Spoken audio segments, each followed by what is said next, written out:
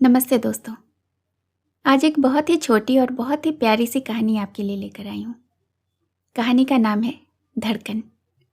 इसे लिखा है हमारे ही एक श्रोता जितेंद्र शिवहारे ने। तो आइए सुनते हैं जितेंद्र जी के द्वारा लिखी हुई कहानी धड़कन।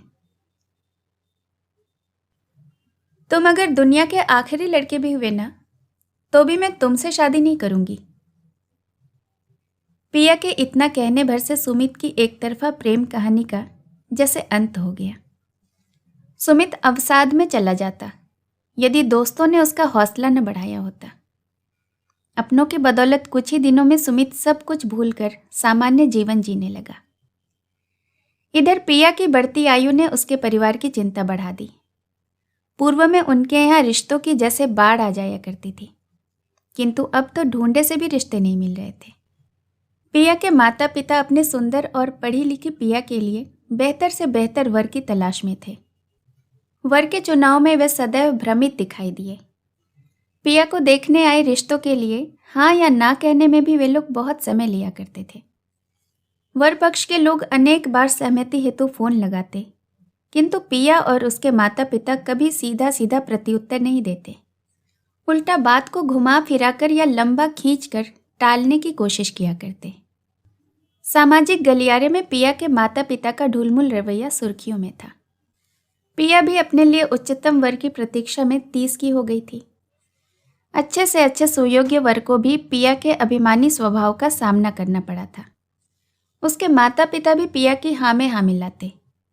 धीरे धीरे पिया के विवाह के लिए रिश्ते आने लगभग बंद से हो गए। अवसाद में घिरी पिया ने एक दिन फेसबुक पर सुमित की प्रोफाइल देखी। वह अब भी कुंवारा था। सुमित से पुनः संपर्क बनाने के लिए पिया ने उसे फ्रेंड रिक्वेस्ट भेज दी। 3 दिनों तक उसका कोई जवाब नहीं आया। चौथे दिन सुमित ने पिया की मित्रता स्वीकार की। आत्मग्लानि के पश्चाताप में डूबी पिया ने सुमित से उसे स्वीकार करने की मार्मिक अपील कर डाली। सुमित प्रसन्न था, किंतु पिया की इस दशा ने उसे विचलित कर दिया। मैंने अब तक शादी नहीं की, इसलिए नहीं कि मुझे कोई लड़की नहीं मिली, बल्कि इसलिए कि मैं शादी ही नहीं करना चाहता था, सुमित ने कहा। मगर क्यों? पिया ने पूछा। क्योंकि मैं तुमसे शादी करना चाहता था और मुझे कहीं ना कहीं ये लगता था कि एक दिन तुम मेरे पास वापस जरूर आओगी, सुमित बोला। पिया चुप थी। उसकी आंखें अब भी कुछ पूछना चाह रही थी। पिया, मैं अपने मन में तुम्हें बसा चुका था। मेरे दिल की हर धड़कन पर सिर्फ तुम्हारा नाम है।